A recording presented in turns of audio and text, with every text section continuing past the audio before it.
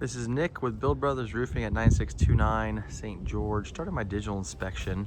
Whenever we start our inspections, we like to start underneath the eaves of the house because it gives us a good idea about what kind of damage we can expect. We can see there's going to be a good amount of wood repair on this project. You can see how rotted out a lot of that wood is. Over here as well, you can see all those boards are completely rotted through. And then I'll work over to the front where I'm actually going to go up on the roof just to show you some more damaged wood. So that wood repair is always that unknown variable for us. There's no way for me or anybody else to say how much wood is actually going to need to be replaced until we tear this roof off. You can see though that there is going to be a good amount that we're going to be dealing with. Fortunately, the eaves of this home, they don't overhang too much, and the majority of wood repair does come from the eaves.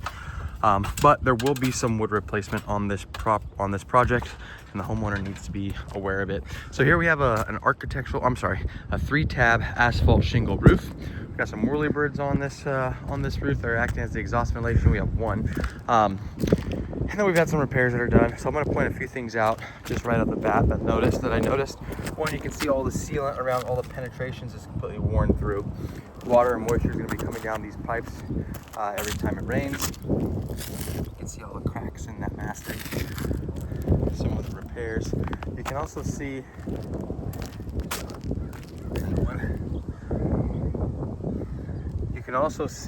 all the fiberglass that has been exposed on this shingle product. So you can see how shiny everything is. Sorry about that. So essentially what's happening is the oils on this product have started to evaporate. And as those oils evaporate, the granules deplete. They start washing off. I'll show you some accumulation of granules down here. But then all the fiberglass is exposed. And once the fiberglass is exposed, the waterproofing is greatly affected. You'll also notice that these shingles are very loose. So if I can just come on one of these shingles, I can just lift these up easily. You can see these nails are starting to get rusted through also. So that's telling me that water's been getting underneath this product for quite some time. And also that the product itself has gone past its life expectancy. You can see how all these granules are accumulating over here by this satellite dish. One thing that will have to happen when this roof gets replaced is we're going to have to remove that satellite dish.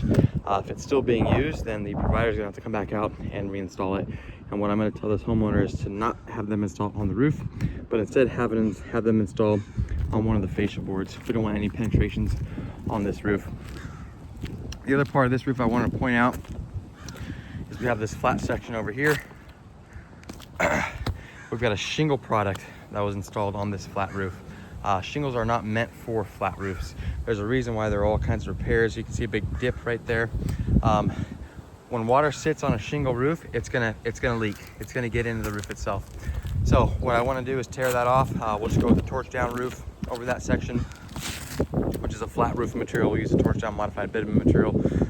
Again, we want to use a proper flat roofing material when it's a flat roof. Water is meant to flow off of a shingle. It's not. That's why it's getting into all these seams, and that's why you have all these repairs throughout that portion. But I am going to recommend a full tear off on this roof. I want to go ahead and address any kind of bad wood that is underneath this product. Once we address all that bad wood, we're going to add some exhaust ventilation, and we're going to add at least 2 more exhaust vents. We're going to add some Mohegan vents to this roof. We'll go one on this side, one on this side as well. Mohegan vents are flat, low-profile ventilation systems. They replace these whirlybirds because these are always really susceptible to leaks. So we're going to use an upgraded vent on this. Once all that is complete, we're going to install a layer of synthetic underlayment.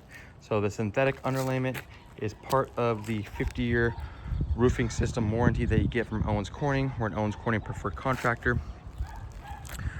So this roof will come with a 50-year warranty from Owens Corning to go along with the workmanship warranty from us. We don't sub out any of our crews. Everybody we use is in-house. That way they're all licensed and insured.